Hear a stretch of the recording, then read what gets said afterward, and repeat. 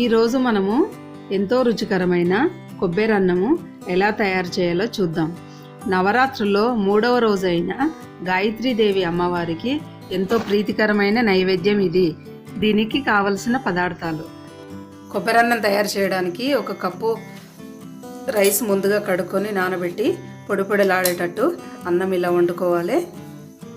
2 చెంచాల కొబ్బరి, ఎండు కొబ్బరి మిక్సీకి వేసి పెట్టుకోవాలి. ఇది 1 చెంచా శనగపప్పు, 1 చెంచా పల్లీలు, కరివేపాకు, పోపు కోసం ఆవాలు, జీలకర్ర, 1 ఎండుమిరపకాయ, 1 పచ్చిమిర్చి.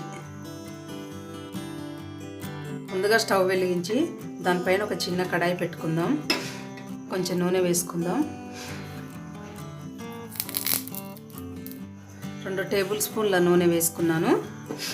నూనె వేడైన తర్వాత జీలకర్ర, కొన్ని ఆవాలు, కొంచెం కరివేపాకు రెబ్బలు, 2 ఎండుమిరపకాయలు,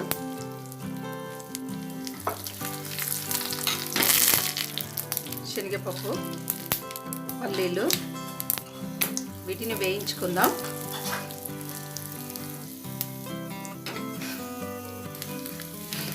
ఒకసారి ఇలా కలుపుకుంటే అన్నీ మంచిగా వేగిపోతాయి. పచ్చిమిర్చి వేసుకుందాం. పోపు తయారైంది. స్టవ్ ఆఫ్ చేద్దాం. వేరొక గిన్నెలకు అన్నం తీసుకుందాము. ఈ పోపు వేసుకుందాం. అందులో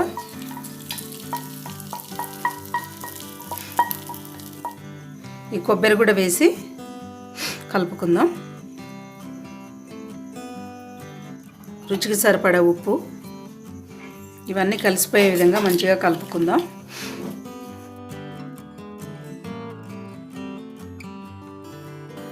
కొబ్బరి అన్నం రెడీ. ఇది మీరు కూడా ట్రై చేయండి. ఎలా ఉందో కామెంట్ బాక్స్లో రాయండి. మరిన్ని అప్డేట్స్ కోసం మా ఛానల్ను సబ్స్క్రైబ్ చేయడం మర్చిపోకండి. ధన్యవాదాలు.